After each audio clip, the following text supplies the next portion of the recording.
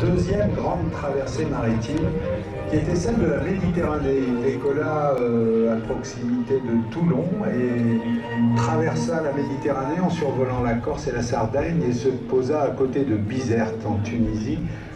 Et Roland Garros, qui était un garçon courageux, le mot est faible, hein, avait effectué ce vol de plus de 800 km d'une manière qui préfigurait peut-être un peu celle qu'allait utiliser Charles Lindbergh en 1927 pour traverser l'Atlantique et venir ici.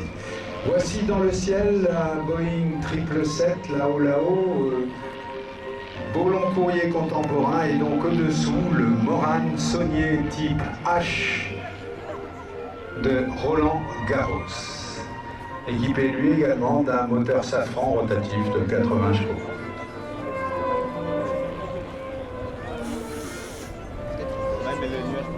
3 years later, the next day, the Morane Saulnier also comes from the collection of the Salis collection in the south of Paris, and it's flown by Robert Villeneuve.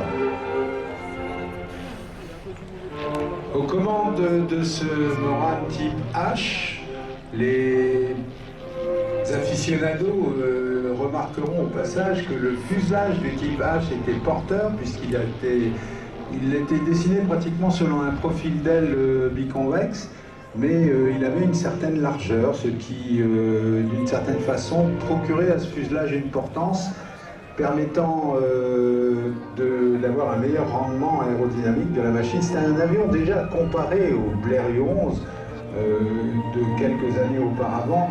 Il y avait eu des pas en avant considérables. On continuait cependant à se pencher dans les virages par gauchissement des ailes et non pas par l'utilisation d'ailerons, mais on avait déjà un avion quasiment de course.